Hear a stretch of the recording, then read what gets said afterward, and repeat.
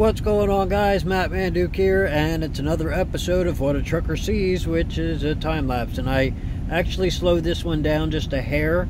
The last ones were 600ths of a second. These ones are 800ths of a second, and that's because I want to show a little bit more details so your eyes have a chance. Right here, I'm actually in Linden, New Jersey, and the beginning of the video where I was introducing myself and explaining the video was actually where we left off at in Pedricktown, New Jersey.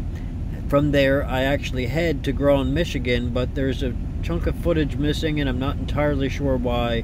I know I had a little bit of problems with transferring to the camera, so you don't actually see Groton, Michigan. I actually head from Michigan down to South Carolina, where I go to a Kimberly-Clark, which I spent a lot of time there, and you're about to see that momentarily, I do believe, because I watched through here to try to pick out some of the bad frames, because there are a few that are like oversaturated with light, and sometimes I think it's because the sun hits that angle where it hits that lip on my truck that I hate, and you can see it from the camera, but I can't. It's more important that I don't see that lip while I'm driving. So it's nothing on you guys, but if it hits that lip and hits the camera, then, well, I think that's what causes the oversaturation, but I'm not entirely sure that that's the case.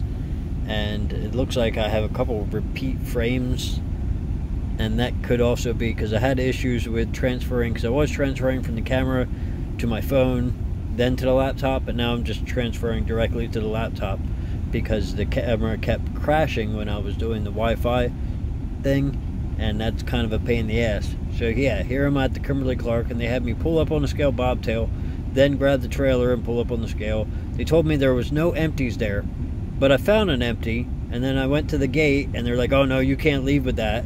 So then I went to the back, because I'm calling my fleet manager, and they're saying they got plenty of empties there. There's no reason why you can't have one. And then they eventually did give me one, but it wasn't until after a shift change. So I wasted like an hour and a half there when it could have just been like 20 minutes like it's supposed to be.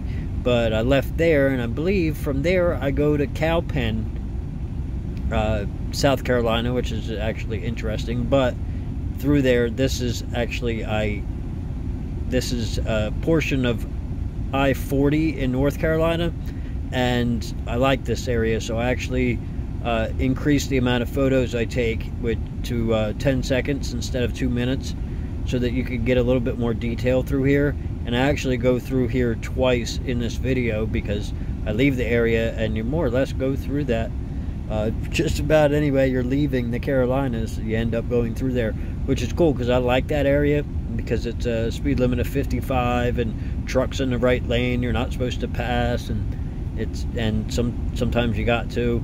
And you can see I get stuck in some traffic, but you guys don't have to deal with all the trouble with sitting in traffic. I don't mind sitting in traffic. No, I don't make as much money sitting in traffic, but I don't really mind it because, well, it's not a huge deal. This is the West Rock that I went to. Yeah, and this is in Cowpen.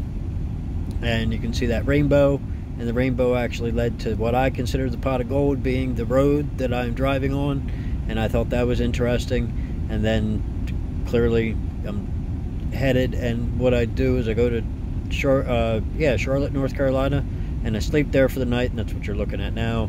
It's a drop yard, and I'm supposed to have a trailer waiting for me at the drop yard, but it wasn't there, so they had me go to a Walmart to pick up an empty so that I could go to another Walmart DC and pick up the loaded. So this is where I got the empty, and then I head back to Charlotte, North Carolina, so that I can get the loaded trailer in exchange for the empty trailer, which is just a pain in the butt. That took like 2 hours out of my day that didn't have to be taken out of my day.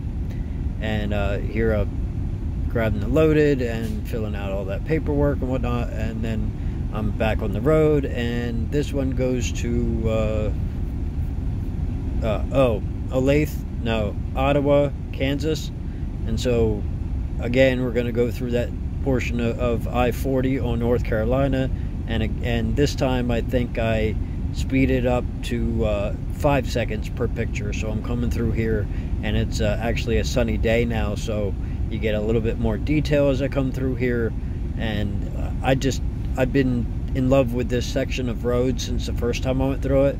And yeah, I was kind of a pussy the first time I went through it, but now, as you can see, I'm passing guys, and I'm not supposed to, but I do anyway. So this is incriminating evidence that I passed. But these guys, like, speed limit for trucks is 50 through there, and some of these guys are doing like 35, and I'm not putting up with that, because then it takes so much longer to get through an area. I just do the speed limit, and I have to pass people. Like that pickup truck I just passed, he was doing 25. If you're that scared to go through there, go way the hell around. You're going to waste just as much time anyway to go way around as you would to go through there. You know, it's not that hard. And how many times do you have to do something? But then that's the thing. There are truck drivers, and then there are people that just drive the truck. And the people that just drive the truck are not drivers. They don't know what they're doing. They're not pushing themselves. They're not enjoying it. And me, I enjoy this so thoroughly, especially these chunks of road. And I do actually enjoy pretty much the entire country. I enjoy doing this. I like driving. And I've always liked driving, so this is fun for me. And yes, I'm limited to 68, but that doesn't prevent me from doing things, especially in this range where the speed limit is lower. It doesn't prevent me from doing things that maybe other drivers can't do, because I like to think I'm pretty good at what I do. Because, well, I already have over 1 million miles of experience in driving cars. So driving trucks, well, at this point, I think I'm at like 75,000 miles on a truck. But it doesn't take me long to back into spots. Here I am getting fuel. It doesn't, you know, I understand how the trailer's going to work. And yeah, it takes me a little longer if I'm blindsided or if it's a weird situation. But, you know, that there are a lot of people that are in more experienced jobs and really suck at it. And it's not really a matter of experience, but I do understand that you have to learn. And some people take a lot longer to learn than I do, and quite a few of them. So anyway, I think I'm headed to Kansas now still, because that was about a 1,000-mile run, and I'm happy that I got that 1,000-mile run, because, well, you saw the angry last week, and that was, well, what it was. And yeah, I'm way ahead, but that was a Walmart and then a park, and I think that was an overnight, and then here I am on my way to